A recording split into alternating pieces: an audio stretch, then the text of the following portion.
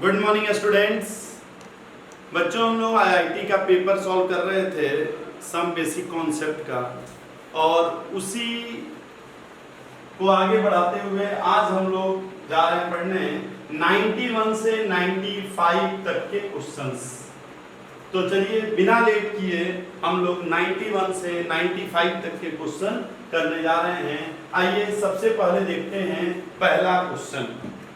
देखिए पहला क्वेश्चन क्या कह रहा है, आप लोग थोड़ा सा जूम करके अगर है पॉसिबल तो देख सकते हैं। A solution of 0.2 gram of a compound containing Cu2 plus and C2O4 2- ion on titration with 0.02 molar KMnO4 in presence of H2SO4 consumes 22.6 ml of the oxidant. The resultant solution is neutralized with sodium carbonate, acidified with dilute acetic acid, and treated with excess Ki. The liberated iodine requires 11.3 ml of 0.05 molar Na2H2O3 solution for complete reduction.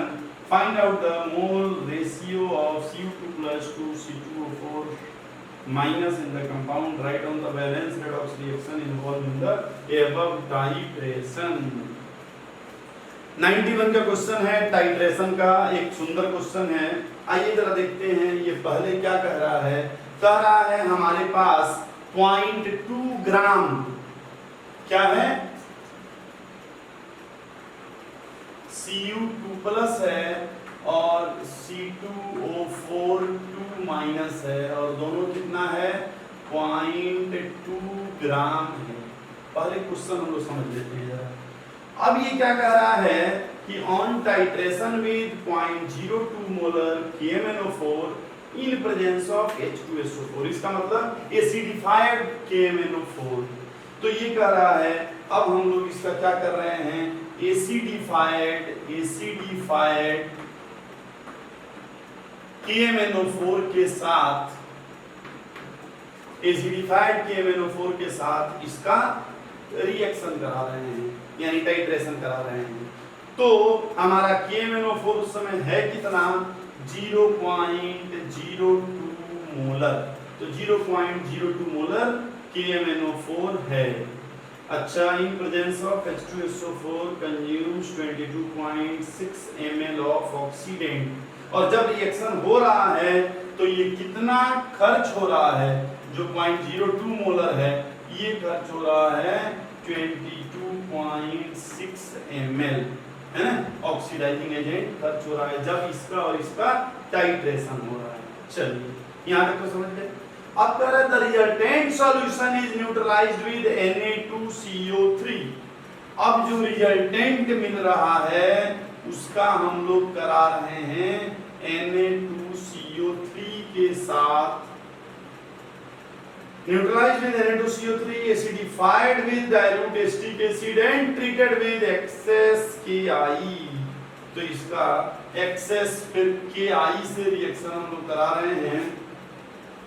तो the liberated iodine requires, तो यहाँ जो iodine निकल रहा है, यहाँ जो iodine निकल रहा है उस आयोडीन के लिए कह रहा है कि जो आयोडीन निकल रहा है वो 11.3 ml, ये आयोडीन Na2S2O3 से रिएक्शन कर रहा है, और कितना आ रहा है 11.3 ml 0.05 molar solution for complete reduction. तो यही है हमारा क्वेश्चन के बारे में जो बता रहा है। आइए एक बार क्वेश्चन फिर से समझ लीजिए, फिर हम लोग आगे बढ़ते हैं। क्वेश्चन क्या कह रहा है, हमारे पास Cu2 प्लस और C2 बने ऑक्जेलेट आयन और क्यूप्रिक आयन, ये दोनों हैं 0.2 ग्राम। इन 0.2 ग्राम से जब KMnO4 से इनका रिएक्शन कराते हैं तो 22.6 ml KMnO4 जिसकी मोलरिटी है 0.02 मोलर इतनी लगती है। अब जो सॉल्यूशन रिजल्टेंट आ रहा है वो सोडियम कार्बोनेट और Ki से, एसिडिफाइड Ki है, उससे रिएक्शन कर रहा है, और रिएक्शन करने के बाद जो आयोडीन लिबरेटेड हो रहा है वो आयोडीन इतना ml, इतना मोलर Na2H2O3 से रिएक्शन कर रहा है कंप्लीट न्यूट्रलाइजेशन के लिए, यानी हमें चलना होगा पीछे से ही। खैर अभी मैं उधर नहीं जा रहा हूं। तो आपसे कह क्या रहा है, find out the mole ratio of Cu2 plus, और ये इसका और इसके मोल कितने कितने हैं, एक तो ये रेशियो बताना है। दूसरा कह रहा है write down the balance redox reaction involve in the above titration, यानी इस टाइट्रेशन में जितने भी रिएक्शन हैं उनको बैलेंस करके भी बताना है। तो इतना काम है हमें। तो आइए अब हम लोग स्टार्ट करें सोचना। देखिए सोचा जाए तो आपको हमने बताया था, या खैर आप लोग तो पेपर देख रहे हैं तो इतना आप लोगों को पता होगा कि MnO4 क्या करता है कि किसी का भी ऑक्सीडेशन स्टेट बढ़ा देता है, यानी फेरस को फेरिक में, क्यूप्रस को क्यूप्रिक में, पता है ना, ऑक्जेलेट को CO2 में, ऐसे ऐसे वो कन्वर्ट करता है। तो हम लोग यहीं से स्टार्ट करते हैं कि KMnO4 क्या क्या करता है। चलिए, या आप लोग क्वेश्चन समझ गए होंगे, नोट कर लीजिए, फिर एक एक स्टेप ध्यान से देखते हैं। मेरे पास 0.2 ग्राम यहाँ बोर्ड पे है, इसलिए अब मैं इसको मिटा भी दूंगा। 22.6 और 0.02 मोलर यहाँ दिया हुआ है ना, और ये जो है यहाँ दिया हुआ है Na2H2O3। फिर अगर जरूरत होगी तो हम लोग देख लेंगे। चलिए मिटा दें। आइए, तो हम लोग सबसे पहला क्या कह रहा है, पहला ये कह रहा है कि जब एसिडिफाइड KMnO4 रिएक्शन करेगा तो आप जानते हैं Cu2 प्लस तो पहले ही से क्यूप्रिक है, तो क्या क्यूप्रिक को किसी और में बदलेगा क्या? नहीं। इसका मतलब जो हमारा KMnO4 था वो किससे रिएक्शन करेगा? केवल ऑक्जेलेट आयन से। तो जो हमारा ऑक्जेलेट आयन है बच्चों, उसी से रिएक्शन करेगा क्या? KMnO4 minus. तो ये उसी से रिएक्शन करेगा। साथ में क्या है? H प्लस, यानी ये एसिड। नहीं भी एसिड रहता, जब आप बैलेंस करेंगे तो अपने आप एसिड आ जाएगा। तो ये किसमें टूटेगा, जरा ये देखिए। आपको अगर याद हो तो हमने बताया था क्या, आई पिछले पेपर में, इसके पिछले वाले में, I leave you, I leave you, और क्या बताए थे, इस पे है बेन। आई लीव यू पे क्या है, बेन। तो एसिडिक मीडियम में KMnO4 के एसिडिक मीडियम में 1 2 3 4 5 लेटर है, 5 से डिवाइड करते हैं, यहाँ 1 से और यहाँ 3 से, n फैक्टर। तो यहाँ अभी ऑक्सीडेशन स्टेट Mn का कितना है, 7, और ये किस में जाएगा, 5 का डिफरेंस लाने के लिए 2 में। तो चलिए हम लोग क्या समझ गए कि यहाँ Mn किस में जाएगा, 2 प्लस में। तो कैसे कैसे बैलेंस लिखते हैं ये देखिए, और ये बिल्कुल मत सोचिए कि क्वेश्चन बहुत लंबा है तो अब नहीं आ सकता, इसका एक पार्ट दे देगा केवल, है ना। तो ध्यान से देखिए Mn। अच्छा, ऑक्जेलेट हमेशा किस में जाता है, किस में ब्रेक करता है, CO2 में। CO2 में, ये आप लोगों को दिख रहा होगा, है ना, थोड़ा लाइट आएगा। और इतना, यही दो चीज। हमें H प्लस से मतलब नहीं है, वो तो बाद में H प्लस एसिडिक है इसलिए हमने लिखा है, बाद में ये अपने आप आ जाएगा। आइए जरा बैलेंस करते हैं, आपको ध्यान होगा बैलेंस करने का। कैसे बैलेंस करेंगे, यहाँ क्या है, +7 से किस में जा रहा है, 5 में। n फैक्टर कितना है बच्चों, 5। यहाँ क्या है, बोलिए 3 ना, तो 3 से किस में जा रहा है, 4 में। n फैक्टर कितना हुआ, 1 है, n फैक्टर 1, लेकिन n फैक्टर 1, लेकिन 2 एटम है इसलिए 2। तो हम लोग बैलेंस करने का जो शॉर्ट ट्रिक देखे थे वो क्या था, इसको इससे मल्टीप्लाई, इसको इससे मल्टीप्लाई। तो मैं यहाँ क्या लिख रहा हूँ, 5, और यहाँ क्या लिख रहा हूँ, 2। इसमें तो कोई दिक्कत नहीं है। तो यहाँ भी क्या लिखना होगा हमें, 2, और यहाँ क्या लिखना होगा, 10, कार्बन को बैलेंस करने के लिए। बोलिए, कोई दिक्कत नहीं होनी चाहिए। फिर हम लोग क्या करेंगे बच्चों, ऑक्सीजन बैलेंस करेंगे, क्योंकि मेटल बैलेंस हो गए बाकी सब। तो ऑक्सीजन कैसे बैलेंस करेंगे, यहाँ है 20 ऑक्सीजन और यहाँ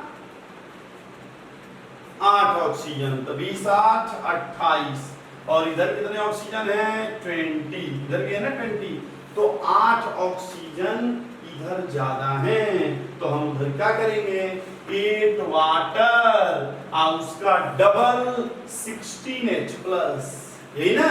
और फिर क्या करेंगे, चार्ज बैलेंस करेंगे, और 5 दूनी 10 माइनस और 2 माइनस 12 माइनस और 16 प्लस यानी 4 प्लस, 2 दूनी 4 प्लस, कोई चार्ज नहीं, यानी अब ये हमारा बैलेंस हो गया। तो जो पहला क्वेश्चन था हमारा बच्चों, पहला जो क्वेश्चन था, मतलब पहले क्वेश्चन का जो पार्ट था, इसको बैलेंस करना है, तो हम लोग इसको बैलेंस कर लिए। यहां तक कोई दिक्कत नहीं होनी चाहिए। अब देखिए जरा, अब आगे चलते हैं। ये क्या है ऑक्जेलेट और ये क्या है परमैंगनेट। आप जानते हैं इसके मिली इक्विवेलेंट है ना, मिली इक्विवेलेंट इसके ऑक्जेलेट के should be equal to milliequivalent of क्या MnO4 माइनस। इसमें तो किसी को कोई दिक्कत नहीं होगी, सब लोग जानते हैं इक्विवेलेंट बराबर होते हैं ना। चलिए, तो ऑक्जेलेट का n फैक्टर कितना है 2 है ना। और ऑक्जेलेट के बारे में हम लोग क्या क्या सोच सकते हैं, मिली इक्विवेलेंट कैसे निकालते हैं जब n फैक्टर हो गया तो मोलरिटी। अब जरा MnO4 के बारे में देखिए, कुछ पता है क्या हमें MnO4 के बारे में, पता है?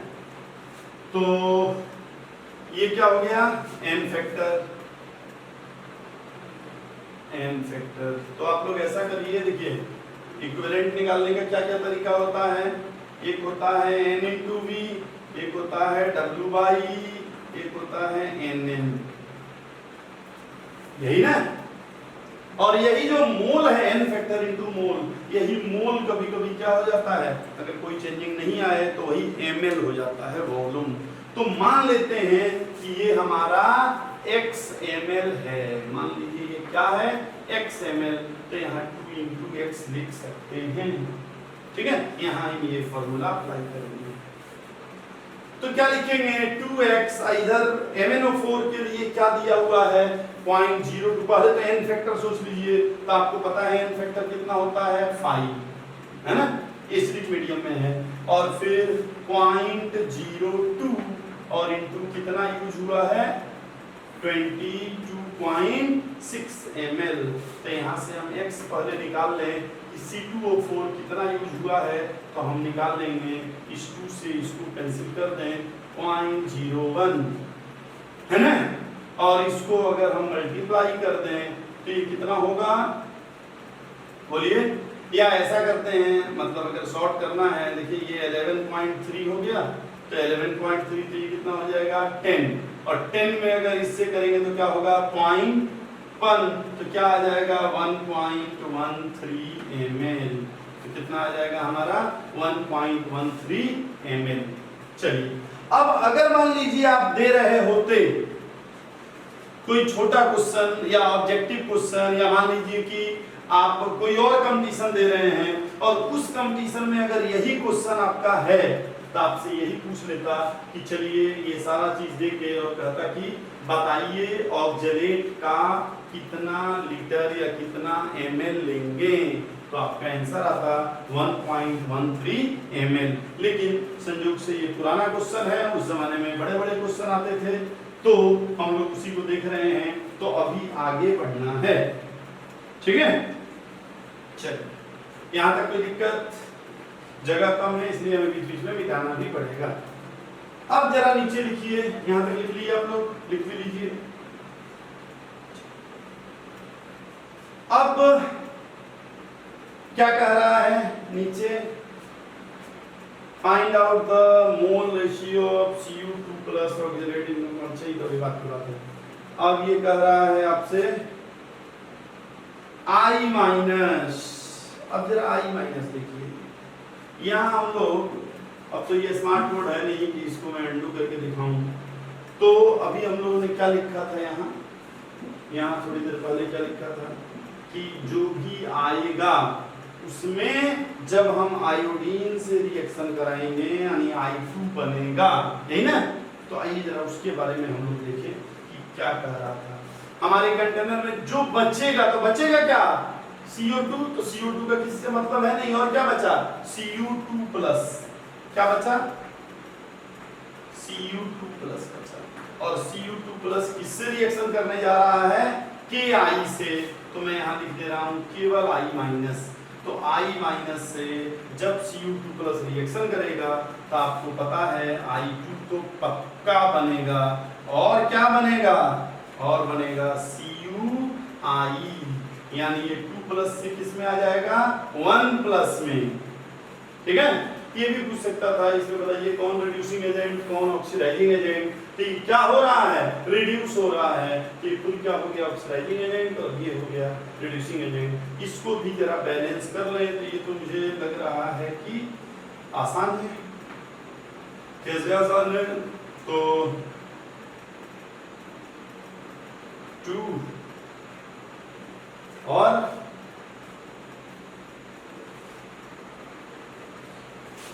2 और 4I माइनस, यहाँ 4 माइनस और 2 टू 4 प्लस, हाँ हो गया। तो एक बैलेंस ये हो गया। हमसे ये भी कह रहा था कि दूसरा में सारे बैलेंस रेडॉक्स रिएक्शन आपको बताना है, तो एक बैलेंस रिएक्शन ये हो गया। अच्छा एक और कह रहा है कि जो इसमें से I2 निकल रहा है, देखिए जरा, द लिबरेटेड आयोडीन रिक्वायर्स इतना Na2H2O3, यानी जो I2 निकल रहा है ना बच्चों, वो किससे रिएक्शन कर रहा है, Na2 में, अब सोडियम वोडियम नहीं लिख रहा हूँ, H2O3 2 माइनस। तो ये आपको याद होना चाहिए, आपको पता होना चाहिए कि क्या बनेगा। तो ये क्या बनता है, टेट्राथायोनेट।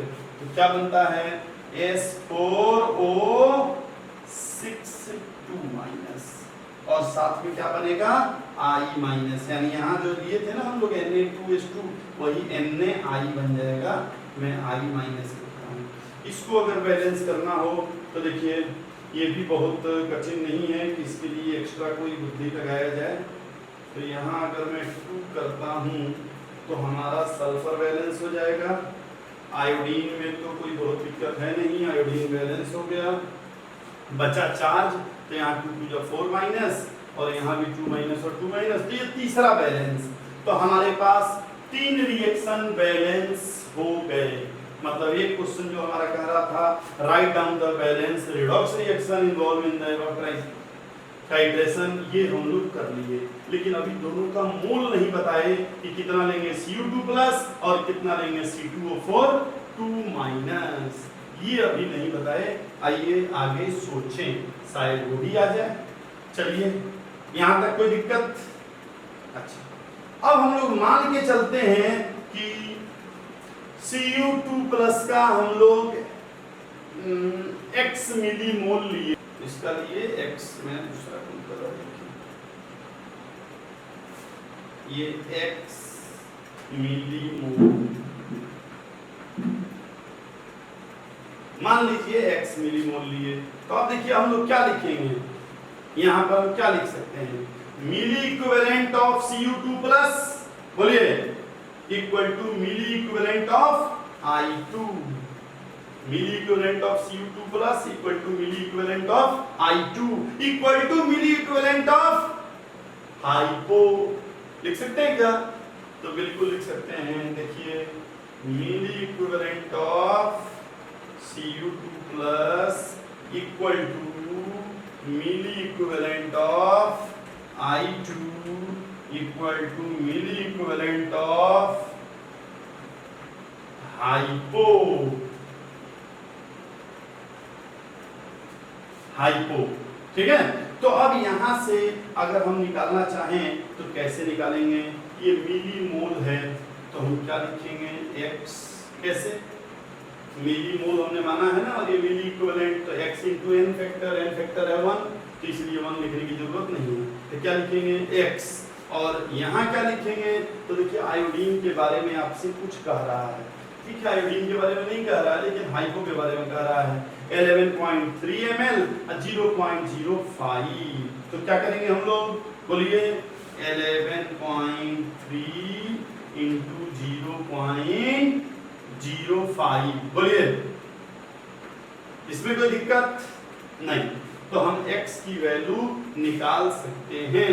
इसके बाद हम मिटाएंगे इसको, तो x कितना हो जाएगा, 5 3 जा 15 और 11 बचे 55 और 1 56, तो 0.565, चलिए तो 0.565, तो यहाँ तक कोई दिक्कत।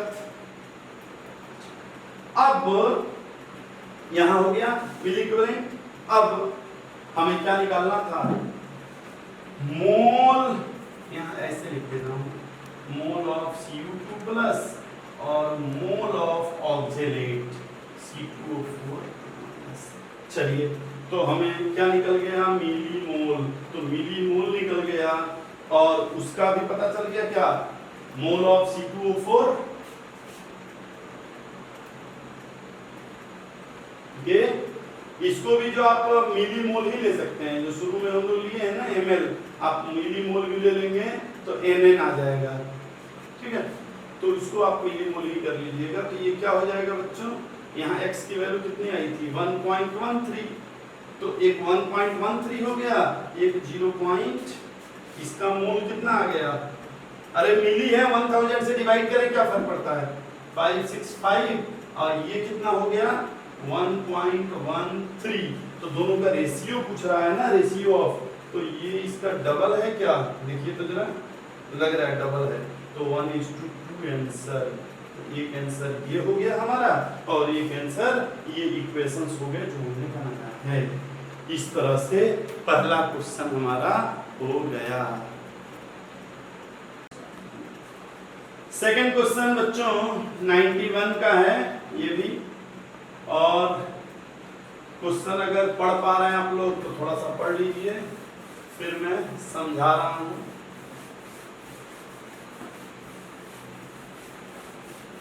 मैं इसको इरेज कर लूं।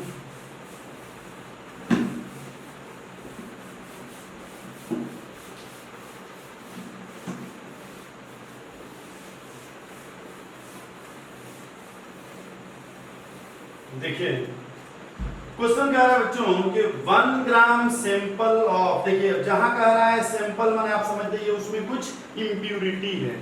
क्वेश्चन में जब कहे सैंपल तो मतलब कुछ न कुछ इम्प्यूरिटी है, कोई बात नहीं। 1 gram sample of Fe2O3 solid of, देखिए कहीं दिया 55.2% प्यूरिटी, मतलब कि मैं इधर ही लिख रहा हूं, तो ये कह रहा है Fe2O3 है और कितना है 55.2% इसमें प्यूरिटी है और हमने लिया है ये 1 ग्राम। ओके, अब करें is dissolved in acid and reduced by heating the solution with zinc dust. इसको एसिड में हमने डिजॉल्व किया और डिजॉल्व करने के बाद जिंक डस्ट से ट्रीट कराया और तब कह रहा है जिंक से ट्रीट कराने के बाद रिजल्टेंट सॉल्यूशन को ठंडा किया, कूल्ड एंड मेड 200 ml। ठंडा किया, ठंडा करने के बाद पानी डाले, पानी डाले, पानी डाले, पानी डालने के बाद कितना बना दिए 100 ml। इसको कूल किए और फिर पानी डाल के 100 ml हमने बना दिया। अब क्या कह रहा है एन एलिक्वेट, एलिक्वेट समझते हैं आप लोग, एलिक्वेट माने उसी का एक पार्ट है ना, हम लोग हिंदी में पढ़ते थे विभाज्य, कोई बात नहीं, तो उसका एक पार्ट। अब कह रहा है an aliquot of 25 ml of this solution, उसी सॉल्यूशन का अगर हम 25 ml ले रहे हैं तो कह रहा है कि रिक्वायर्ड फॉर टाइट्रेशन, अगर इसका 25 ml ले रहे हैं, अच्छा वो 100 ml बन गया। अब कह रहे हैं इसका 25 ml ले रहे हैं सॉल्यूशन का, required for titration to calculate the number of electron taken up by oxidant in the reaction of the above titration। तो जो भी ऑक्सीडाइजिंग एजेंट है उसमें कितने इलेक्ट्रॉन हैं, एक बार क्वेश्चन आप लोग ध्यान से देख लीजिए, पढ़ लीजिए और फिर हम अपनी बात आगे बढ़ाएं, देखें कैसे क्या कह रहा है ये। तो आइए हम लोग सॉल्व करें। आप लोग क्वेश्चन थोड़ा थोड़ा समझ रहे होंगे कि 1 ग्राम Fe2O3 है और 55.2%।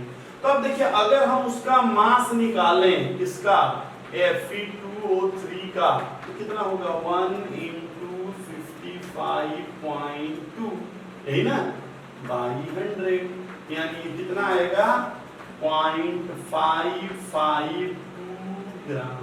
बोलिए, अरे वो कह रहा है ना 55.2% ही प्योर है, तो 1 ग्राम है तो कितना प्योर है, 55.2 ग्राम। इसमें मुझे लग रहा है कोई दिक्कत नहीं होनी चाहिए। अच्छा, अब जरा मिली मोल निकालिए Fe2O3 का, मिली मोल ऑफ Fe2O3। तो कैसे मिली मोल निकालेंगे, जब ग्राम निकल गया तो क्या करेंगे, ग्राम बाई मोलर मास। अब मोलर मास के बाद मिली मोल निकालना है, तो क्या करेंगे, देखिए ग्राम क्या है, 0.552। ओके, मोलर मास Fe2O3 के कितना होगा, 56, 16×38 कितना होगा, 160। तो 160 और इनटू क्या करेंगे, इतना। तो 0 से ये 0 कैंसिल हो गया।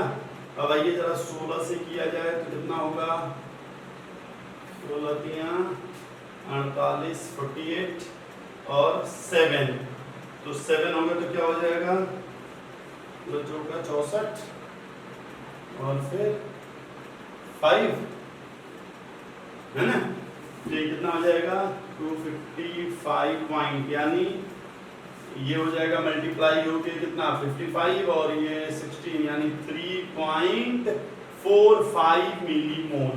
चलिए ठीक है, तो 3.45 मिली मोल। अब क्या होगा बच्चों, ये क्या है, मिली मोल ऑफ Fe2O3। अब कह रहा है इस Fe2O3 का हम लोग आगे क्या करा रहे हैं, रिएक्शन। और जब जिंक डस्ट से रिएक्शन कराएंगे तो यहाँ Fe क्या है, Fe है 3+ में, और जब जिंक डस्ट में रिएक्शन कराएंगे तो सारा फेरिक किसमें चेंज हो जाएगा, फेरस में होगा। तो सारा फेरिक हो जाएगा फेरस में, और उस कंडीशन में फेरस का मिली मोल कितना होगा, सही है। तो उस कंडीशन में हम देखते हैं millimole of ferrous, millimole of ferrous किसमें, इन 100 ml, क्योंकि कह रहा है ना कि उसको 100 ml किया गया। तो millimole of ferrous in 100 ml कितना होगा बच्चों, तो देखिए 3.45 नहीं, और इनटू कितना करें, अगर हमें मिली मोल निकालना है फेरस का, तो देखिए जरा क्या है, कहाँ गया है, Fe2, तो डबल हो जाएगा ना, तो 2, ये कितना हो जाएगा 90 और ये 6.9 होगा। तो millimole of Fe2 plus कितना हो जाएगा, 6.9। अब क्या कह रहा है कि उसमें से क्या किया गया, 25 ml लिया गया, नहीं, तो 25 ml अगर लिया गया तो उसमें मोल ऑफ Fe2 प्लस कितना होगा। तो देखिए 100 ml में इतना है, तो 25 ml में कितना होगा, इन 25 ml तो कितना होगा, 6.9/4 होगा ना। अरे 100 ml से 25 ml, ये 25 ही ml उसका ले रहे हैं ना, तो 6.9/4, तो कितना हो जाएगा, 6.9/4 1.67 और कितना 25, ठीक है, तो 1.725 क्या होगा, ये है मिली मोल ऑफ Fe2 प्लस, किसमें, मिली मोल ऑफ Fe2 प्लस किसमें, इन 25 ml जो लिक्विड है। Finally Fe2 plus is oxidised to Fe 3 plus, नहीं, liberating 1 electron. So therefore total electron taken up by oxidant is, एक इलेक्ट्रॉन ले रहा है ना, तो टोटल इलेक्ट्रॉन कितना होगा, ये मिलीमोल है, इसको हम कर ले रहे हैं अब मोल, तो इतने हो गए मोल, और इनटू मोल को चेंज करेंगे तो क्या लिखेंगे 6.023 10 to the power 23। तो आप लोग अब कर लीजिएगा, हमसे मत कराइए। तो यही होगा बच्चों, जो भी आंसर आए उतना इलेक्ट्रॉन। तो ये हो गया हमारा सेकंड क्वेश्चन। अब थर्ड, तो देखिए सेकंड हो गया, थर्ड ये तो लग रहा है बड़ा आसान टाइप का देखने में, मिटा देना। चलिए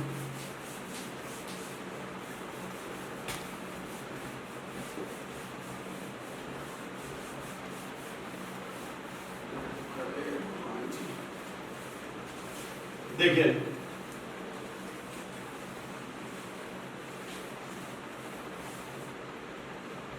थर्ड क्वेश्चन क्या कह रहा है, for the redox reaction MnO4 C2O4 H+ Mn। अरे अभी तो यही क्वेश्चन किए थे, correct coefficient of reactant for the balance reaction are. अच्छा वो 91 में लेकिन पूछा था, ये 92 में। तो कह रहा है इसको बैलेंस करेंगे तो क्या क्या लिखेंगे।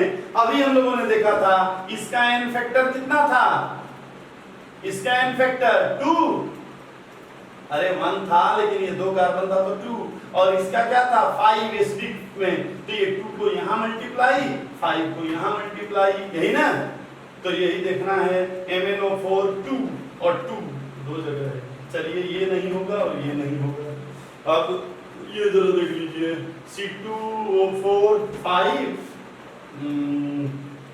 ये हो सकता है, और यहाँ 5 नहीं है तो ये भी नहीं होगा, तो यही होगा। हो गया ए ऑप्शन, ठीक है। अभी ये बताए थे। चलिए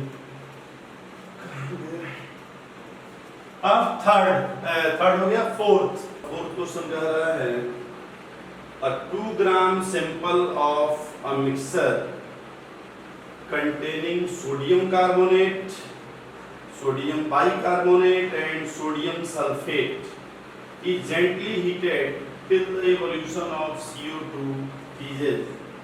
The volume of CO2 at 750 mmHg pressure and 298 Kelvin is measured to be 123.9 ml. A 1.5 gram of the same sample, requires 150 ml of M/10 HCl for complete neutralization. Calculate the percentage composition. आइए जरा question समझ लीजिए। Question क्या कह रहा है हम लोगों का कि हमारे पास है सोडियम कार्बोनेट, सोडियम बाइकार्बोनेट और सोडियम कार्बोनेट, सोडियम बाइकार्बोनेट और सोडियम सल्फेट। तो ये 3 चीज हमारे पास हैं। अब ये कह रहा है इनको हम हीट कर रहे हैं और इसमें से CO2 निकल रहा है, ठीक है बच्चों। तो इसमें से क्या निकल रहा है CO2। अब जो CO2 आ रहा है वो उस समय प्रेशर कितना है 750 mmHg और टेम्परेचर है 298 केल्विन, ठीक है। तो जब ये निकल रहा है उसमें 750 mmHg जो है प्रेशर है और 298 केल्विन टेम्परेचर है, और वो है कितना CO2 123.9 ml। तो उसके बारे में ये भी बता रहा है 123.9 ml है। चलिए फिर कह रहा है कि इसी सैंपल का, अच्छा ये भी दिया हुआ है 2 ग्राम। अब कह रहा है कि इसी सैंपल का अगर हम 1.5 ग्राम ले रहे हैं, तो अगर हम 1.5 ग्राम ले रहे हैं और HCl से रिएक्शन करा रहे हैं, 1.5 gram of the same sample requires 150 ml of M/10 HCl solution। तो ये m/10 150 ml रिक्वायरमेंट है अगर कंप्लीट न्यूट्रलाइजेशन करा रहे हैं तो कह रहा है इसमें तीनों का परसेंटेज बताइए, ये कितना है, ये कितना है और ये कितना है। अब जरा सोचिए, अगर हमें तीनों का परसेंटेज निकालना है तो मतलब परसेंटेज मतलब तीनों का ग्राम पता चल जाए, या तीनों का मोल पता चल जाए, या तीनों का मिली मोल पता चल जाए। यानी चलिए हमें इन सब का मोल पता है। एक बार फिर से क्वेश्चन समझ लीजिए फिर आगे बढ़े। क्वेश्चन क्या कह रहा है कि हमारे पास एक मिक्सचर है जिसमें सोडियम कार्बोनेट है, सोडियम बाइकार्बोनेट है और सोडियम सल्फेट है 2 ग्राम में। उसको हम तब तक गर्म कर रहे हैं सारे CO2 निकलना जाए। CO2 निकल गए, जब CO2 निकले उस समय टेम्परेचर उतना है, प्रेशर इतना है, और कितना CO2 निकला है वो लिखा है 123.9 ml। अगर इसी सैंपल का हम 1.5 ग्राम ले रहे हैं तो HCl से रिएक्शन कर रहे हैं, माने करा रहे हैं, तो इतना HCl की जरूरत पड़ेगी। तो कह रहा है कि इन सब का परसेंटेज बताइए। ठीक है, अब ये जरा देखते हैं। पहली बात तो CO2 क्या सोडियम सल्फेट निकालेगा? नहीं, सोडियम सल्फेट में तो है ही नहीं ना CO2। अच्छा, क्या सोडियम कार्बोनेट निकालता है? तो अब वैसे तो मोल कॉन्सेप्ट में मैं बताया हूँ एक जगह सब, लेकिन फिर भी जान लीजिए सोडियम कार्बोनेट भी CO2 नहीं निकालता। तो फिर CO2 निकालेगा कौन? CO2 निकालेगा हमारा NaHCO3। जब इसको गर्म करेंगे तो ये बनाएगा Na2CO3 और क्या बनाएगा बच्चों? वाटर और CO2। तो CO2 यही निकालेगा जो निकालना है। तो अगर CO2 के बारे में सारा डिटेल हमें पता है तो हम CO2 का मोल निकाल सकते हैं। CO2 के मोल से इसका मोल भी निकाल सकते हैं। जब इसका मोल निकाल लेंगे तो 2 ग्राम में ये इतना मोल है, तो 1.5 ग्राम में ये कितना मोल होगा, तो हम इसका मोल निकाल सकते हैं। तो पहला हम सोडियम बाइकार्बोनेट का मोल निकालते हैं, फिर देखते हैं आगे क्या होता है। तो अभी क्या करेंगे, हम CO2 का मोल निकालेंगे। अब CO2 का मोल कैसे निकालें? देखिए, अगर दिया रहता ये STP पे, तब हम क्या करते हैं, जो भी वॉल्यूम दिया है 123.9 तो डिवाइड कर देते किससे? 24.4 से, अरे 22.4 से। ठीक है, लेकिन अभी ये है क्या कि STP पे नहीं दिया है, इसका अलग टेम्परेचर और वो दिया हुआ है। तब क्या करेंगे, तब हम लोग करेंगे PV इक्वल टू nRT या P1 V1, आपको पता होगा P1 V1 by T1 equal to P2 V2 by T2। तो यहां से अगर हमें मोल निकालना है तो हम अगर PV by RT, PV equal to nRT आपको पता है, तो P कितना दिया है बच्चों? P 750।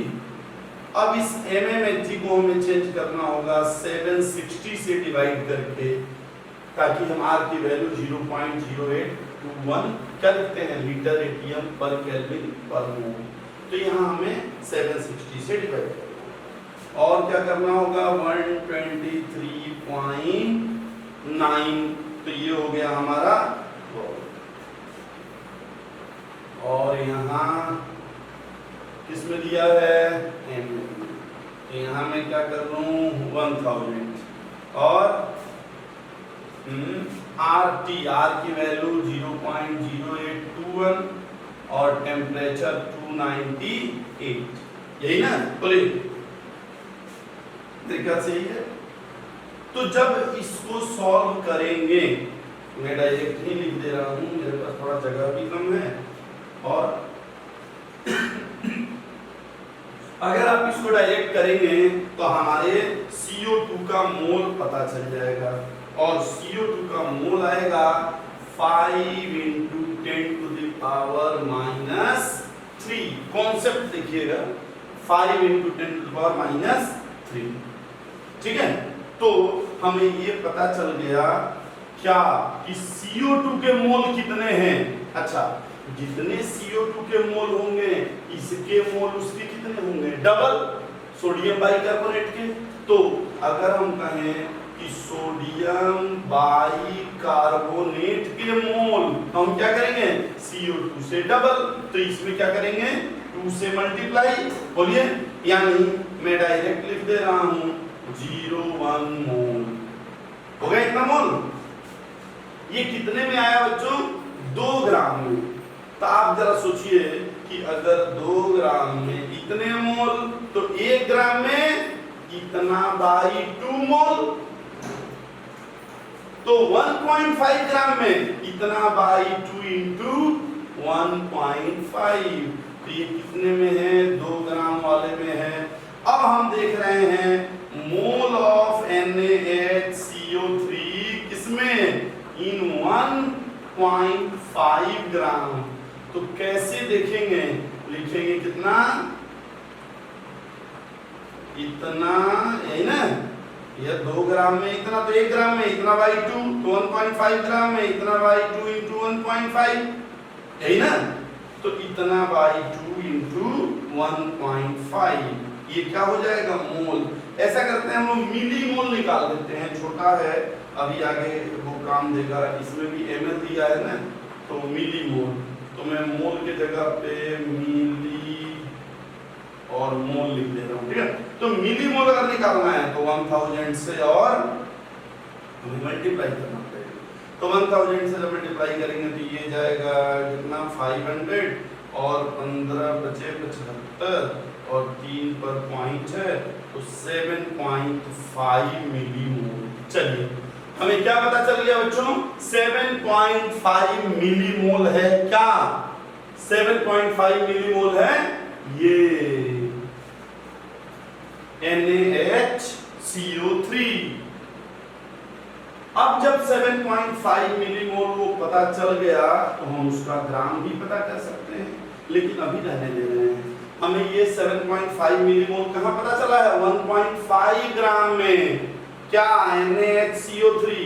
अब जरा सोचिए ये HCl से रिएक्शन कर रहा है, क्या सोडियम सल्फेट HCl से रिएक्शन करेगा, नहीं, सोडियम सल्फेट नहीं करेगा, तो फिर क्या रिएक्शन करेगा, ये दोनों रिएक्शन करेंगे, ये दोनों रिएक्शन करेंगे।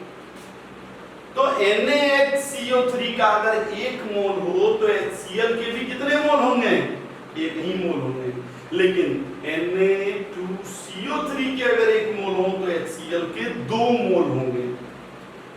अब समझ रहे हैं क्या कह रहे हैं, इसमें 2 सोडियम है ना, तो HCl से रिएक्शन करेंगे तो 2 NaCl बनेगा, तो 2 मोल की जरूरत होगी। तो अगर मैं इसका मिली मोल निकालूं HCl का तो कितना आएगा, 1/10 इंटू इतना माने 15, कितना आएगा 15।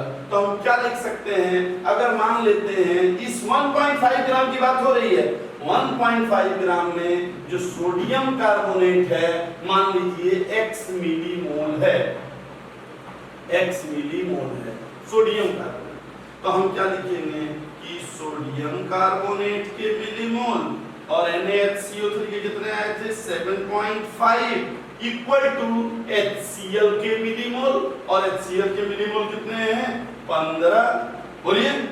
तो यहां से हमारा x कितना आ गया 3.75, यानी हम इस कंटेनर में या जो भी है इसमें 1.5 में हम निकाल लिए क्या, मिलीमोल ऑफ सोडियम कार्बोनेट, और क्या निकाल लिए मिलीमोल ऑफ NaHCO3, और जब दोनों के मिलीमोल निकाल लिए तब तो आसान है ना, मिलीमोल निकाल के ग्राम में भी कन्वर्ट कर सकते हैं, और ग्राम के बाद हमें क्या निकालना है, हमें निकालना है परसेंटेज। तो आप देखिए बड़ी आसानी से आप कर सकते हैं, मैं यही कर दे रहा हूं।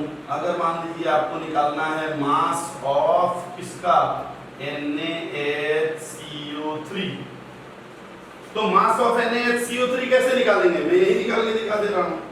मास जब मिलीमोल मोल पता चल गया बच्चों, तो मास कैसे निकालेंगे? 7.5 इंटू NaHCO3 का मास बाई 1000, बोलिए, तो ये आ जाएगा 63 ग्राम। उसी तरह अगर हमें मास ऑफ निकालना है सोडियम कार्बोनेट, तो हम क्या करेंगे? बिल्कुल यहाँ कितना है 3.75, नीचे 1000, और यहाँ molar mass of sodium carbonate कितना होता है? सोडियम कार्बोनेट का मोलर मास 106, तो ये भी आ जाएगा 397 ग्राम। तो देखिए जब 2 का ग्राम आ गया तो तीसरे का तो माइनस कर लेंगे ना, नहीं आ जाएगा। लेकिन फिर से समझिए, ये हम यहाँ नहीं निकाल रहे, इसमें का निकाल रहे हैं 1.5 का, लेकिन यहाँ जो परसेंटेज होगा वही परसेंटेज तो यहाँ होगा। तो अब हमसे कह रहा है परसेंटेज निकालिए, तो यहाँ तक आप समझ रहे हैं। अब परसेंटेज कैसे निकालेंगे जरा सोचिए भैया, ये कितना है 0.63, तो 0.63 बाई 1.5 इंटू 1000, यही ना परसेंटेज होगा। तो मैं यही लिख दूं, अगर आपको कोई दिक्कत ना हो, तो परसेंटेज ऑफ NaHCO3 कितना होगा? 0.63 बाई 1.5 इंटू 1000। उसी तरह से परसेंटेज ऑफ Na2CO3 कितना है? 0.397 बाई 1.5 इंटू 1000, ठीक है। और ये दोनों आप निकालेंगे तो एक आ जाएगा 42%, ठीक है, और दूसरा आ जाएगा 26.5%। जब 2 का पता चल गया तो तीसरा दोनों को ऐड करके 100 माइनस कर देंगे, आ जाएगा। तो देखिए ये मत सोचिए, मैं बार बार कह रहा हूँ कि ये मत सोचिए क्वेश्चन बड़ा है छोटा है, कॉन्सेप्ट देखिए। अब भी ऐसे ही क्वेश्चन आएंगे, लेकिन अब ये है कि थोड़ा सा कैलकुलेशन को कम कर देगा, क्योंकि अब कैलकुलेटर नहीं है, तो ये कम कर देगा, ठीक है। चलिए नेक्स्ट देखिए 5th क्वेश्चन। मुझे लग रहा है थोड़ी सी दिक्कत आ रही है बोर्ड को लेके, है ना, रुकिए देखते हैं इसका क्या सॉल्यूशन हो सकता है।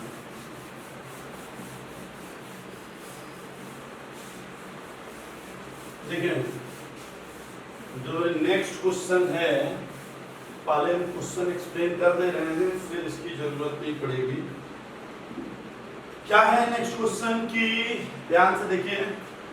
1 gram of commercial AgNO3 is dissolved in 50 ml of water, ठीक है।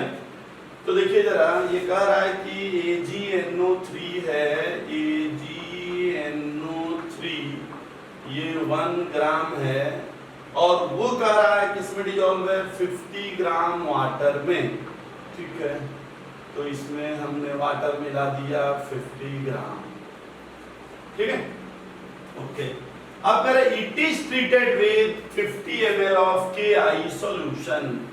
ये जो है, ये और ये दोनों KI सॉल्यूशन से जो कितना है 50 ml ये भी है, से ट्रीट किया जा रहा है, ठीक है।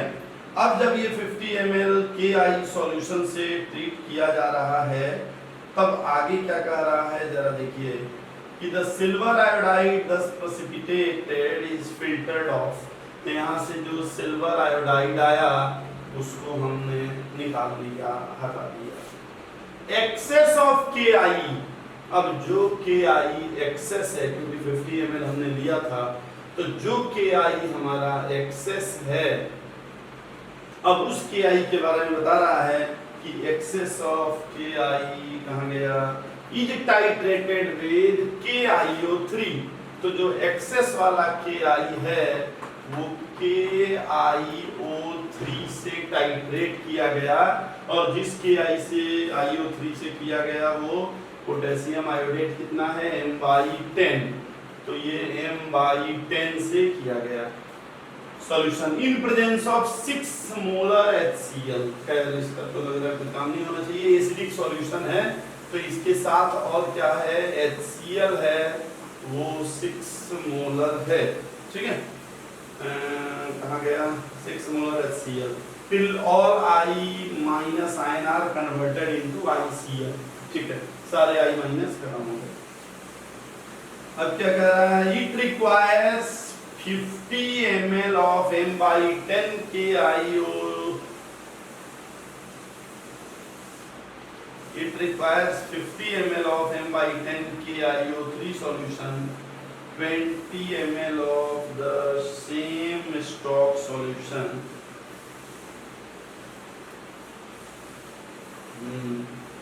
इसको जरा देखते हैं, ये अलग से दिया है क्या।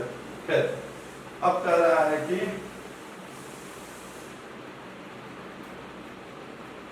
और क्या ये सॉल्यूशन इतना कहाँ गया, it requires 50 ml of M/10 Ki solution, 20 ml of the same stock solution of Ki required 30 ml of M/10 KiO3 solution। अच्छा अब कह रहा है कि 20 ml अगर उसी का लें, इसी का Ki का अगर हम 20 ml ले रहे हैं तो उस KI से 30 ml KiO3 की जरूरत पड़ रही है। 30 ml और क्या है बच्चों, M/10 की जरूरत पड़ रही है। अच्छा तो calculate percentage of AgNO3 in the sample, तो परसेंटेज ऑफ AgNO3 आपको बताना है और रिएक्शन भी दिया है आयोडेट KI 6HCl और, ठीक है। आइए हम लोग इसको सॉल्व करें। देखिए क्या था हमारा इक्वेशन कि जब KiO3 रिएक्शन करेगा KI से, बैलेंस हमें वो करना होगा और ये टाइट्रेशन में हम लोगों को याद भी रहता है। तो HCl के प्रेजेंस में तो कौन बताएगा क्या बनेगा, ICl, KCl और वाटर। तो क्या बनेगा, ICl वो बता भी दिया है, मतलब ऐसा कुछ नहीं है, और KCl और 633 वाटर, ये बनेगा। अब जरा देखिए एक एक स्टेप हम लोग थोड़ा सोचते हैं। KiO3 अब स्पेस हो गया है, इज रिक्वायर्ड, ठीक, KiO3 is required for 20 ml original solution। यहाँ 20 ml है ना,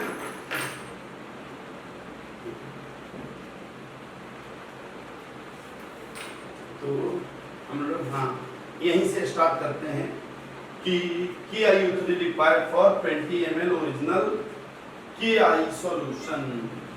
तो अगर required 20 ml solution, 20 ml Ki solution, तो देखिए कितना KiO3 रिक्वायर्ड होगा इस 20 ml वाले के लिए।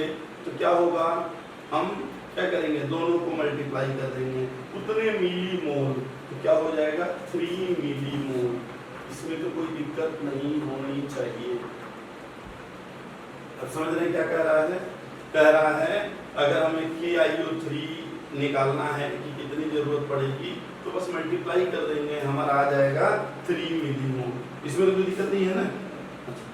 ये कितना है 20 ml, लेकिन ये कितना है 50 ml। अगर मान लीजिए मुझे 50 ml में जरूरत पड़ता कि KiO3 कितनी जरूरत पड़ेगी, तो 50 ml के लिए हम क्या करते, जब 20 ml के लिए 3, तो अगर यही काम 50 ml के लिए कोई कहता तो क्या कहते, 7.5 मिलीमोल, नहीं कहते क्या। अरे 20 ml के लिए 3 मिलीमोल, तो 40 के लिए कितना होगा 6, तो 7.5 मिलीमीटर। ठीक, अच्छा अब देखिए ओरिजिनल 50 ml KI सॉल्यूशन, ये ओरिजिनल इसको कहेंगे, ओरिजिनल अगर 50 ml KI सॉल्यूशन है तो जरा इक्वेशन देखिए, ये इक्वेशन है ना। तो अगर हम ये कह रहे हैं KiO3 हमें लग रहा है 7.5, तो ये कितना लगेगा 15 ml, अरे डबल है ना। तो Ki के बारे में हम कहें तो हम क्या कह सकते हैं, तो 5 का 3 जो है, हाँ ठीक है यही रहेगा। तो ये कितना होगा, Ki जो है वो 15 ml, 15 ml में यहाँ कितना यूज हो गया, ऐसे देखिए, तो वहाँ कितनी जरूरत पड़ेगी AgNO3 के साथ, तो एक ही मोल जरूरत पड़ेगी ना। अरे Ki 1 मोल तो AgNO3 1 मोल, इसके लिए हमने 3 गुना किया। ये जो रिएक्शन यहाँ है कहाँ गया, ये 7.5 से, तो यहाँ कितना AgNO3 के लिए कितना Ki की जरूरत पड़ेगी, ऐसे लिखिए कि आफ्टर AgNO3 ट्रीटमेंट, उसको ट्रीटमेंट कहिए या रिएक्शन कहिए जो भी, 5 millimole of Ki is required। तो इसका मतलब 5 millimole of Ki is required मतलब हुआ कि that is 10 millimole is left, ये बच गया ना 10 मिलीमोल। तो अब कोई दिक्कत ही नहीं है कि 5 मिलीमोल Ki है, तो AgNO3 भी कितना होगा 5 मिलीमोल। तो 5, क्योंकि दोनों की वैलेंसी एक है ना, तो 5 मिलीमोल Ki से 5 मिलीमोल AgNO3 रिएक्शन करेगा। ठीक है, दोनों ही 5 मिलीमोल रिएक्शन करेगा। तो अगर हमें निकालना है मास ऑफ AgNO3, तो जब हमें पता चल गया 5 मिलीमोल, तो हम मास कैसे निकालेंगे, 5/1000 इंटू AgNO3 170, बोलिए, तो 17×5 = 85। ठीक है, तो ये आ गया 0.85 ग्राम। अब क्या हमें निकालना था, इसका परसेंटेज, तो 1 ग्राम है ही, तो परसेंटेज भी कितना हो जाएगा 85%। नहीं, तो ये था हमारा 5th क्वेश्चन। अब आइए बता दूं 6th क्वेश्चन, अब देखते हैं। तो ये है हमारा 6th क्वेश्चन। आइए देखते हैं, इसको मैं बता दूं, है ना।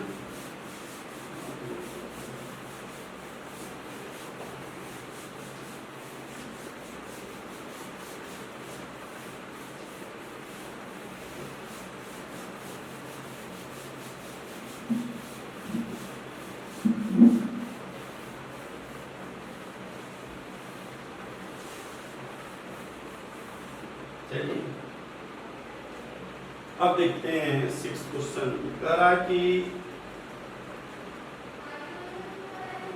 upon mixing 45 ml 0.25 molar lead nitrate solution, अच्छा तो ये क्या कह रहा है, ये कह रहा है lead nitrate solution।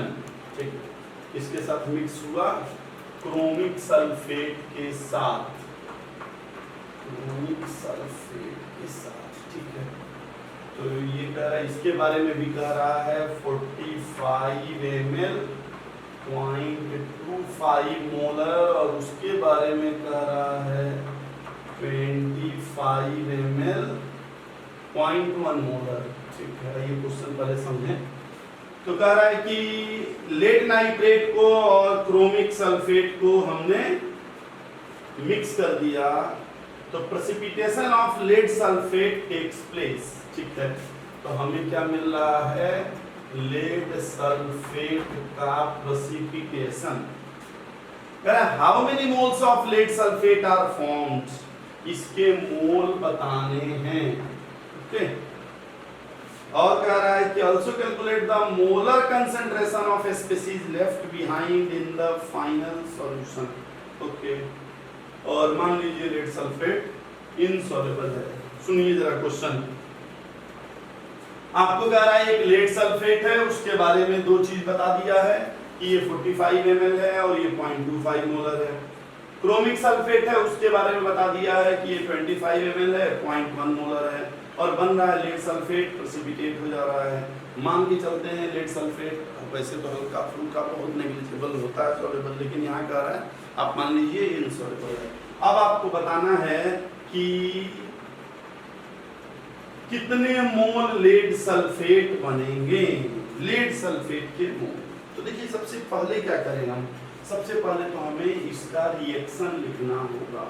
तो मैं ऐसा करता हूँ कि यहीं पर रिएक्शन लिख दे रहा हूँ। क्वेश्चन आप समझ ही गए हैं, ये क्या हो जाएगा, लेड सल्फेट, और लेड सल्फेट के साथ दूसरा क्या बनेगा, क्रोमिक नाइट्रेट, है ना।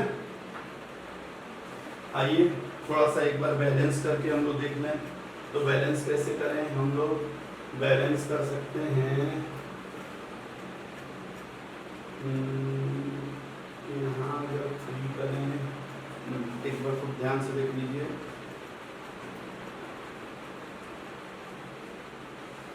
तो यहाँ 3 और यहाँ 3 और यहाँ 2, एक बार देखिए शायद बैलेंस हो गया। सल्फेट 3 है ना, हाँ, Cr2 ये भी है, नाइट्रेट 3, 3 दूना 6, 3 दूना 6, ठीक है। तो ये बैलेंस हो गया हमारा। अब हमें करना क्या है, यहाँ से लेड नाइट्रेट का हमें निकाल लेना है मिलीमोल। तो आइए जरा हम मिलीमोल निकाल के देखें। मिलीमोल कितने मिलीमोल यहाँ आएंगे, तो मल्टीप्लाई करिए, 25 है ना, 25 25 125, 5 और 25 चौका 100 और 12 112, 5 और 2 पॉइंट यानी 11.25 मिलीमोल, और यहाँ तो आसान है 2.5 मिलीमोल, ठीक है, ये मिलीमोल हो गया। अच्छा अब जरा देखिए ये कितना है 2.5, ये कितना है इतना, इसके 1 मोल से इसका कितना लगेगा 3 मोल, तो 2.5 से 7.5 मोल, मतलब this one is limiting reagent, और दिस वन डिटरमाइन कि how much product will be formed, how much PbSO4 will be formed. Okay, तो अब हमें पता चल गया कि लिमिटिंग रीजेंट क्या है, और मुझे लग रहा है उससे कोई दिक्कत नहीं होगा। तो कितना सल्फेट बनेगा, ये 2.5 मोल है, तो सल्फेट कितना बनेगा, जस्ट डबल, सॉरी 2.5, ये 3 मोल बन रहा है ना, 7.5 मोल हमारा सल्फेट बनेगा, ठीक।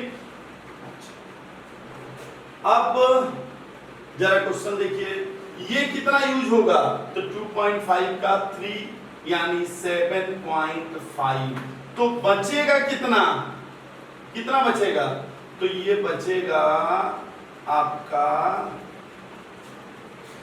यहाँ 5 लिखिए, तो कितना बचेगा 7 5 और 3, यही ना।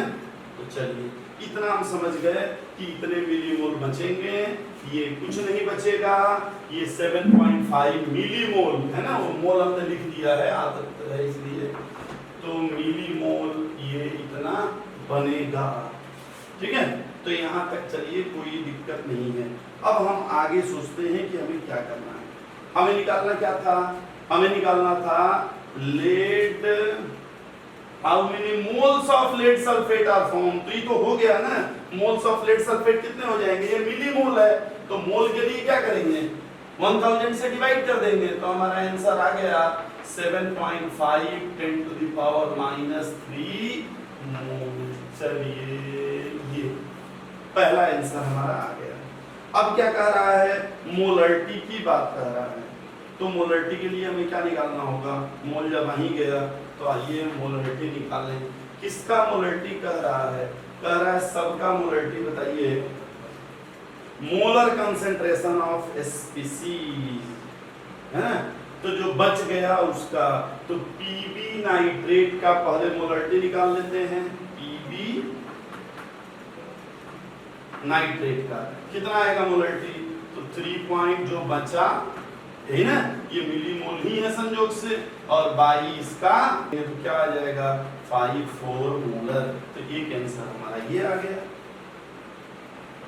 नहीं तो हम किसी का भी इसकी तो मोलरिटी निकालने का कोई वो है नहीं। अगर चाहें तो आप इसकी भी मोलरिटी निकाल सकते हैं। कैसे निकालेंगे, तो अगर मान लीजिए आपको निकालना है तो आप क्या करेंगे, इसका मिलीमोल निकालिए। तो मिलीमोल कितना होगा, इसका तो मिलीमोल निकालें हम 2.5, लेकिन ये तो खत्म हो जा रहा है ना, तो ये तो बचा नहीं, ये बचा, इसका निकाल लिए। और सीआर नाइट्रेट का निकाल सकते हैं, है ना, सीआर नाइट्रेट का निकाल सकते हैं मोलरिटी। तो कितना होगा डबल, यानी 2.5 है तो वो कितना हो जाएगा 5 मोल, है ना। तो 5 मोल डिवाइडेड बाई 70 ml, उसके लिए भी इंटू 1000, ये कितना हो जाएगा 00, और ये कितना हो जाएगा करीब करीब 7 7 या 41, करीब 7 के आसपास आना चाहिए। तो इस तरह से हमारा क्वेश्चन आ गया। ठीक है, आइए अब देखते हैं क्वेश्चन नंबर 7। ये भी बहुत बड़ा नहीं दिख रहा है, ये नोट कर लिया आप लोग, आप नोट करते रहिए, तब तक मैं इसको पढ़ के बता दूं। A is a binary compound of a univalent metal 1.422 gram of A reacts completely with 0.321 gram of sulfur in an evacuated and sealed tube to give इतना ग्राम 1.743 gram of white crystalline solid B that forms a hydrated double salt C with Al2SO4 whole thrice। तो identify A, B and C। चलिए देखा जाए। तो question आप समझ रहे हैं, मिटा दो मैं इसको पहले।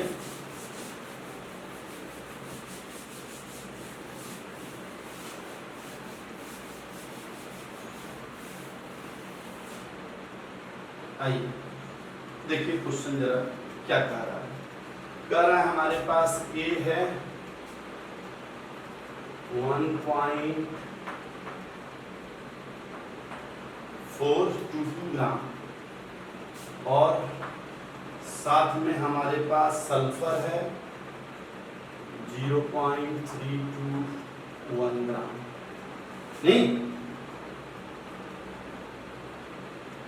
अब ये B दे रहा है रिएक्शन करके सल्फर, ये तो सल्फर ही है, ये कुछ और नहीं है, ये दोनों नहीं पता। तो B दे रहा है और B बन रहा है 1.743 ग्राम वाइट क्रिस्टलाइन सॉलिड है। और फिर कह रहा है वो हाइड्रेटेड डबल साल्ट भी बनाता है C, बाद में ये जो है C भी बनाता है किसके साथ, Al2SO4 होल थ्राइस के साथ। तो कह रहा है A, B और C तीनों के बारे में आप बताइए। जरा देखिए क्वेश्चन क्या कह रहा है हिंट में, यूनिवैलेंट मेटल, ये क्या है यूनिवैलेंट मेटल। तो यूनिवैलेंट माने उस पे +1 चार्ज होगा, तो जाहिर सी बात है कि जब +1 चार्ज होगा तो क्या होगा, अगर +1 चार्ज होगा तो वो इस सल्फर के साथ रिएक्शन करके क्या बनाएगा, तो जाहिर सी बात है अपना सल्फाइड। नहीं, तो वो क्या होगा, जो भी हो M2S टाइप का कुछ होगा, यही ना। मिलीमीटर इतना ग्राम या reacted with sulphur in an liquid to give इतना वाइट क्रिस्टलाइन सॉलिड। अब ये क्या होगा, जिसके ऊपर +1 चार्ज है, A is a binary compound of univalent metal. AX completely binary compound of, अच्छा A को कह रहा है कि ये किसी यूनिवेलेंट है लेकिन बाइनरी कंपाउंड है। बाइनरी कंपाउंड माने यहाँ दो है, A के साथ कुछ और भी है, हमें नहीं पता कि A के साथ कुछ और क्या है, ये हमें नहीं पता।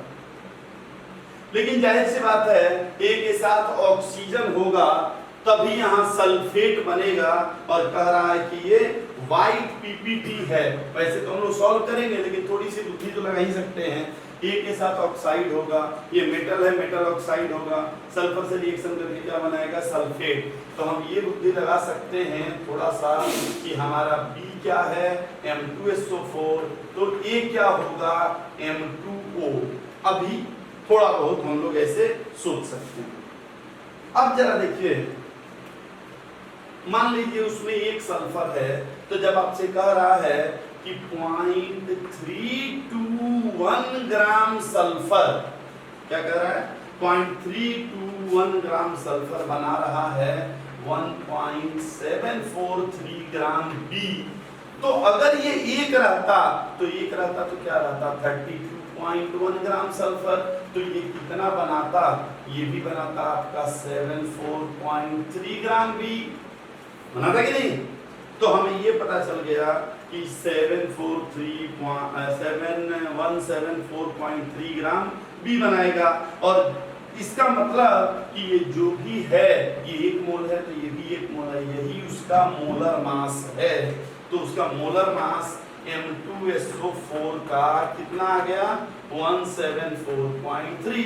अब मोलर मास कैसे निकाल सकते हैं, M2 है, इसको 2M लिखिए, इसके बारे में हमें नहीं पता, माने M कहिए, A कहिए, जो भी है, M2 प्लस सल्फर के बारे में पता है कितना, 32, ये पता है ना, और ऑक्सीजन 64, तो ये 32.1 ही लिखिए यहाँ एक, और ये 64, तो 174, थोड़ा कैलकुलेशन देखिए ज़्यादा है। तो अब आपको क्या करना होगा, 2M निकालना होगा। मैं डायरेक्ट लिख दे रहा हूँ, अगर आपको कोई दिक्कत ना हो तो आप M निकालेंगे तो 39 आएगा, और आपको पता है कि 39 इसका मोलर मास होता है पोटेशियम का, इसका मतलब ये क्या है, K2SO4, और ये क्या है, K2O। तो चलिए हमें A और B तो पता चल गया, और जब K2O और K2SO4 पता चल गया तो आप जानते हैं उसमें वाटर मिलाएंगे तो क्या बनेगा, पोटास एलम फिटकरी, क्योंकि फिटकरी का फॉर्मूला क्या होता है, K2SO4 Al2SO4 whole thrice 24 H2O, यही ना होता है। तो बहुत कठिन क्वेश्चन नहीं है, क्योंकि ये थोड़ा थोड़ा हिंट दे दिया है। जब कह रहा है एल्युमिनियम सल्फेट के साथ तो यही बनाएगा। तो आपका A क्या हो गया, K2SO4, मैं आंसर बता दूं, A हो गया K2SO4, B हो गया K2O, और C हो गया ये, यही कह रहा है ये बताने को। ठीक है, आइए अब देखते हैं 8th क्वेश्चन।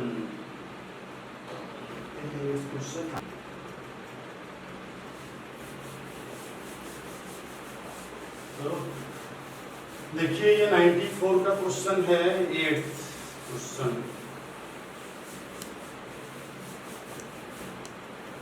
क्या कह रहा है 8th क्वेश्चन, जरा देखिए। कह रहा है ग्लोबल साल्ट है 8.0575 10⁻² kg।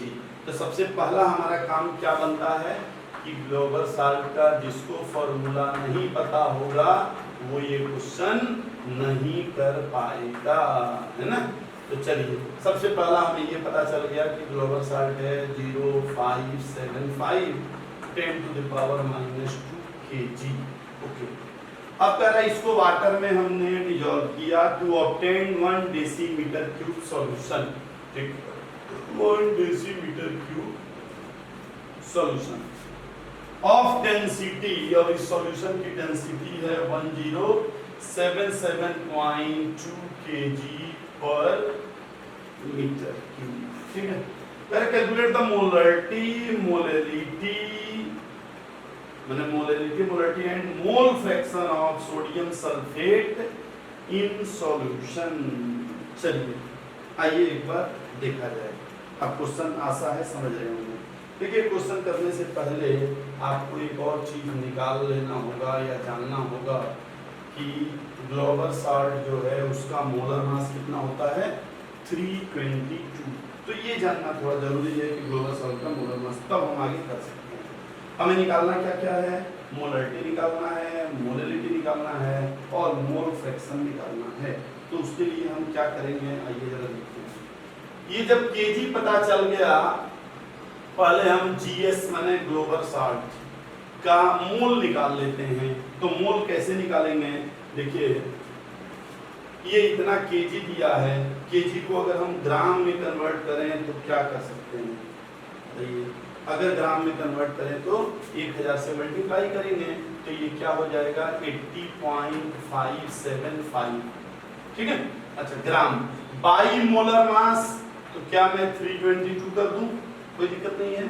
अच्छा, ये ग्राम हो गया, ये हो गया, तो हमारा मोल निकल जाएगा। तो सबसे पहला काम हम लोग यही करेंगे कि मोल निकालेंगे। इसको जब आप सॉल्व करेंगे तो आ जाएगा 0.25। ठीक है, अब देखिए, अब जरा यहाँ देखते हैं, ये डेंसिटी कह रहा है। तो अगर हम 1 लीटर सॉल्यूशन में देखें कि कितना ग्राम है, मीटर क्यूब क्या होता है ना, 1 ml क्या होता है, 1 ml अगर आपको पता है तो 1 सेंटीमीटर क्यूब जो होता है ना, वो होता है क्या, 1 ml। और 1 मीटर क्यूब क्या होता है, 10⁻³ लीटर, ये होता है। तो हम डेंसिटी से क्या कह सकते हैं कि 1 लीटर में कितना ग्राम, तो हम कह सकते हैं 1 लीटर में 1077.2 ग्राम है। इसमें तो कोई दिक्कत नहीं है। तो अगर 1 लीटर में हम मास निकालना चाहें सोडियम सल्फेट का, तो वो कितना आएगा, weight of sodium sulphate in 1 litre. तो 1 लीटर में सोडियम सल्फेट का मास कितना आएगा, तो देखिए हमें पता है 1077.2 ना, तो इतना मोल आया। अगर हम मोल को ग्राम में कन्वर्ट करें, ये ठीक है, ये अलग से पता है। मोल को हम ग्राम में कन्वर्ट करें तो मोल कितना है, 0.25। और ग्राम में कन्वर्ट करने के लिए क्या करेंगे, इसके मोलर मास से मल्टीप्लाई करेंगे। तो मोलर मास से मल्टीप्लाई, लेकिन सोडियम सल्फेट 10H2O नहीं, तो सोडियम सल्फेट का मोलर मास कितना होगा, 142। तो 142 से मल्टीप्लाई करेंगे तो ये आ जाएगा 35.5। तो वाटर कितना होगा, ये तो ग्राम आ गया, तो वाटर कितना होगा। अब देखिए टोटल मास कितना हमने निकाला, इतना। ठीक है, और इसमें इतना क्या हो गया, इतना ग्राम क्या हो गया, सोडियम सल्फेट। तो हमारा वाटर कितना होगा, माइनस करेंगे ना, 1.077.2 माइनस 35.5। तो अगर हम दोनों को माइनस कर दें तो हमारा आ जाएगा वाटर का मास, और ये कितना आएगा 7 और 1041, इतना आ गया वाटर का मास। अब हम जो निकालना चाहें अब आसानी से निकाल सकते हैं। तो आइए मोलरिटी निकालें। मोलरिटी कैसे निकालते हैं हम लोग, मोलरिटी कैसे निकालेंगे, तो हमें मोल चाहिए। मोल कितना है, 0.25। ठीक है, तो मोल मिल गया। बाई नीचे क्या चाहिए, मास ऑफ सॉल्वेंट, ये आ गया 1041.7 और इंटू 1000, यही ना। इसको आपको सॉल्व करिएगा, आ जाएगा मोलरिटी। दूसरा क्या निकालना था हमें? मोलरिटी, यही ना। तो मोलरिटी कैसे निकालेंगे, या मोल फ्रैक्शन भी निकालना है। अब आप सब जब पता चल गया तो आप निकाल सकते हैं, अब कोई दिक्कत नहीं होगी। मोल फ्रैक्शन कैसे निकालेंगे?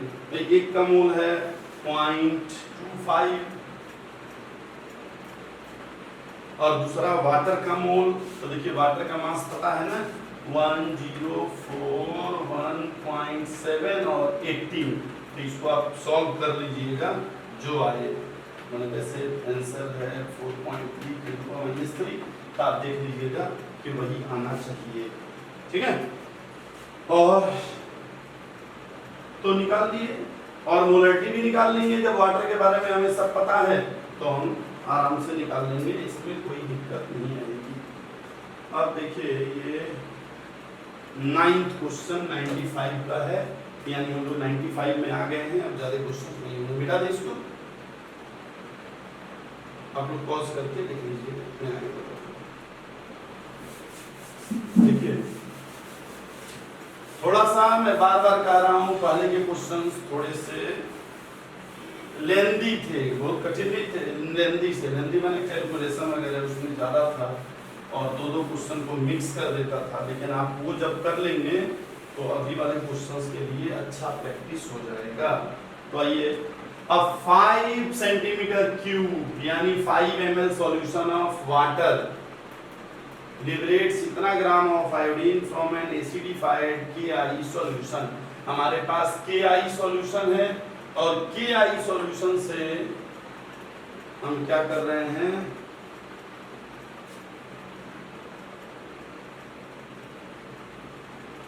वाटर से जब रिएक्शन करा रहे हैं तो कह रहा आयोडीन निकल रहा है ना।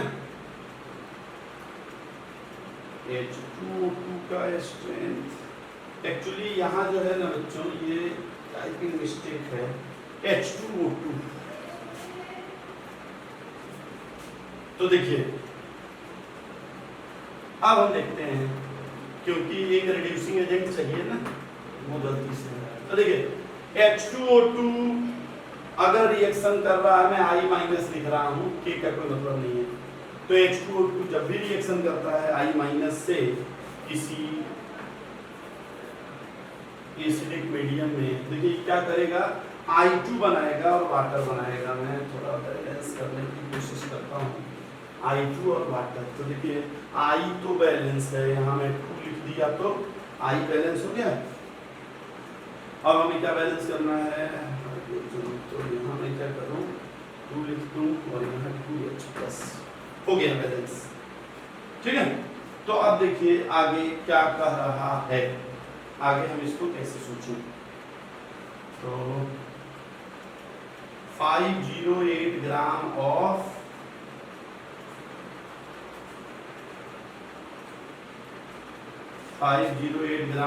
आयोडीन। तो देखिए 508 ग्राम आयोडीन है।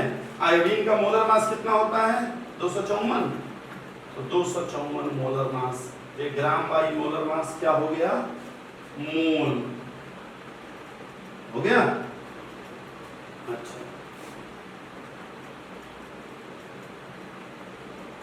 तो मोलरिटी इक्वल टू क्या होता है, N/V, यही ना, N/V।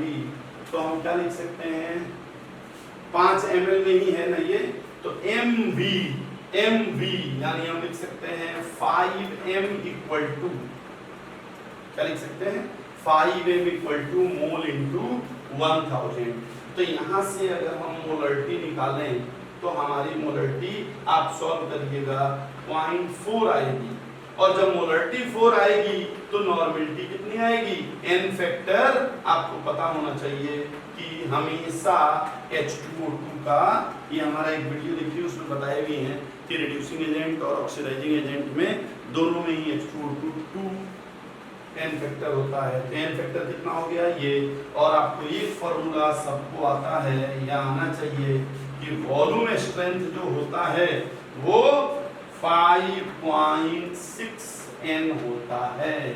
तो 5.6 n कितना है 0.8, तो दोनों मिलके कितना हो गया 8×40, यानी कितना तो 4.48 आ गया हमारा वॉल्यूम स्ट्रेंथ। तो ये भी क्वेश्चन हमारा हो गया। देखिए 10th क्वेश्चन और शायद यही लास्ट क्वेश्चन भी है।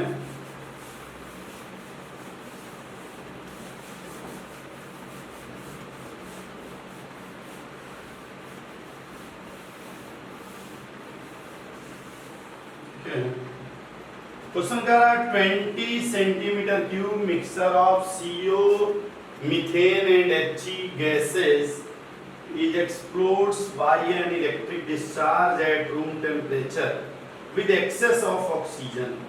ठीक है, पहले इतना ही लिख लूं मैं। कह रहा है हमारे कंटेनर में CO है, मीथेन है और हीलियम है, सब मिलके 20 ml है। ठीक है, सेंटीमीटर क्यूब माने ml है। इसको क्या किया जा रहा है इलेक्ट्रिक डिस्चार्ज से, माने एक तरह से विस्फोट करा दिया जा रहा है ऑक्सीजन के साथ, ऑक्सीजन के प्रेजेंस में। ठीक है, अब ये कह रहा है volume contracted is found to be 13 centimetre cube. तो जब ये कराया जा रहा है तो इसके वॉल्यूम में और इधर के वॉल्यूम में कितने का डिफरेंस आ रहा है 13 ml का, यानी ये 30 ml कॉम्पैक्ट हो जा रहा है। ठीक है, सिकुड़ जा रहा है। अच्छा जी, कंस्ट्रक्ट हो जा रहा है, कंट्रैक्ट। अब कह रहा है कि अगर हम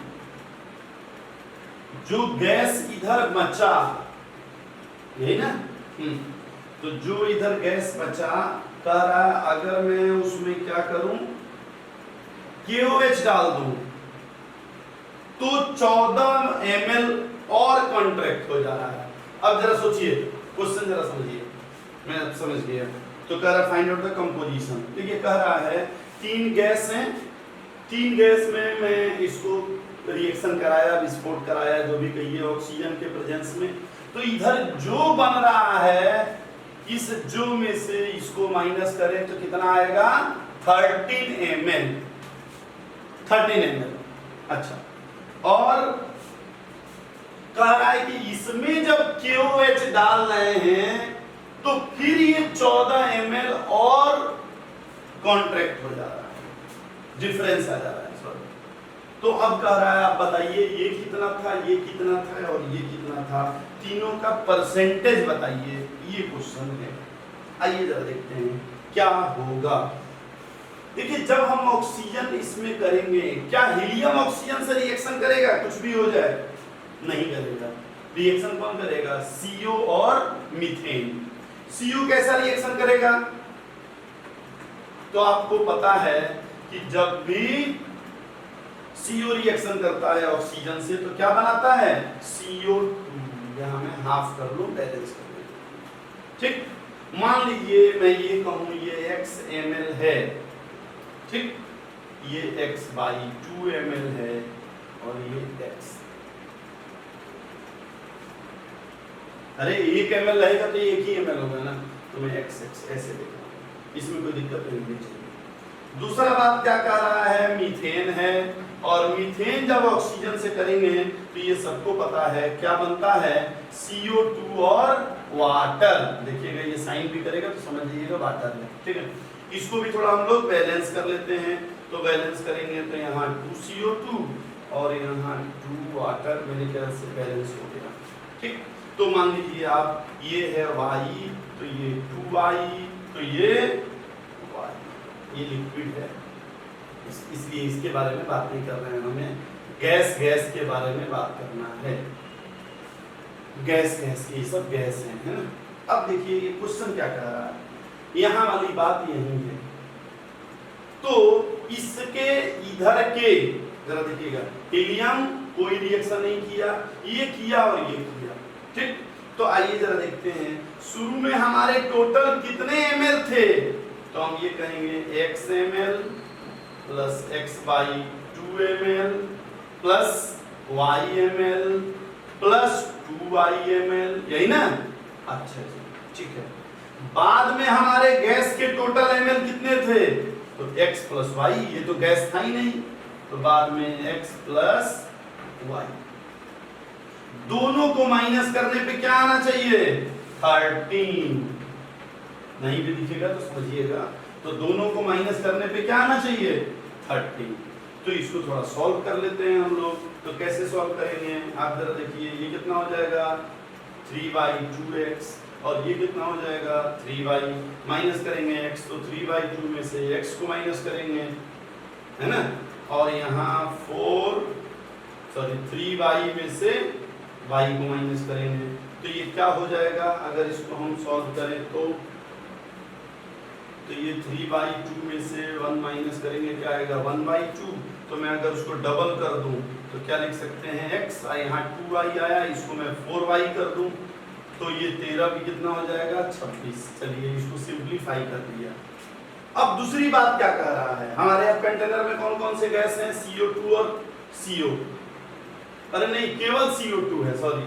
हमारे कंटेनर में क्या है? CO2। CO2 में क्या हम कर रहे हैं? KOH पास करा रहे हैं। CO2 कैसा होता है? एसिडिक। KOH क्या है? बेसिक। जाहिर सी बात है, रिएक्शन करेगा। तो अब क्या कर रहा है? अब रिएक्शन करने के बाद फिर से 14 ml और चेंजिंग आ रही है वॉल्यूम में। तो अब हम इसको कैसे लिख सकते हैं जरा समझिए। तो x + y, x और y, यही ना? तो x + y जो है वो कह रहा है, जरा देखिए यहाँ, a further contraction of 14 ml। तो 14 ml और कॉन्ट्रैक्ट हो गया, ठीक है? तो हमारे पास एक ये भी आ गया इक्वेशन। बस इन्हीं दोनों इक्वेशन को हमें सॉल्व कर देना है, बात खत्म। तो आप x और y तो कर ही सकते हैं, इसमें कोई दिक्कत नहीं है। तो कैसे सॉल्व करेंगे? माइनस करेंगे तो ये गायब हो जाएगा, यहाँ माइनस करेंगे तो 3y = कितना आ जाएगा? ये 12। तो y = क्या आ जाएगा? 4। तो y आ गया 4, और जब y आ जाएगा 4 तो x कितना आ जाएगा? अब वैल्यू रखिए 10 ml। तो आपको x भी पता चल गया, आपको y भी पता चल गया, तब फिर क्या दिक्कत है? तब परसेंटेज निकालने में कोई दिक्कत नहीं होनी चाहिए। किसका परसेंटेज निकालना है? Percentage volume of CO। तो अगर आपको परसेंटेज वॉल्यूम ऑफ CO निकालना है तो x किसको माने थे? CO को ही। हाँ, तो CO माने थे, तो हम क्या करेंगे? 10 है ना x? अच्छा, टोटल कितना है? टोटल कितना है? 20 ml हमने लिया था, तो x/20 × 100, ये हो जाएगा कितना? 50%। और उसी तरह से परसेंटेज वॉल्यूम ऑफ CO2 निकालना होगा, तो ये कितना हो जाएगा? 4/20 × 100, और ये हो जाएगा 5, तो ये 25, तो 25% हो गया ये, ठीक है ना? कुछ गड़बड़ है? अच्छा, 20 × 50 100 होता है, 20% हो गया ये। तो एक हो गया 50, एक हो गया 20, तो हीलियम कितना हो जाएगा? 30, है ना? तो ये सब क्वेश्चन आप लोग देखिए, कुछ क्वेश्चंस ऐसे हैं जो नहीं भी आ सकते हैं, लेकिन मुझे चूंकि लाइन से सारे क्वेश्चंस कराने हैं, इसलिए कुछ क्वेश्चंस टेक्निकल जैसे ये सब क्वेश्चंस जरूर आ सकते हैं। तो आप लोग सारा क्वेश्चन करिए, कोई दिक्कत है, कोई सजेशन है तो हमें जरूर बताइए, ठीक? तो आज हम लोग बच्चों 91 से 95 तक के सारे क्वेश्चन सॉल्व कर लिए। अब अगले क्लास में हम लोग 95 से 2000 तक का करेंगे, और फिर 2000 के बाद तो ऑब्जेक्टिव क्वेश्चन आ जाएगा, तो वहाँ से हम लोग ट्रिक वगैरह भी अप्लाई करेंगे, ठीक है? Thank you.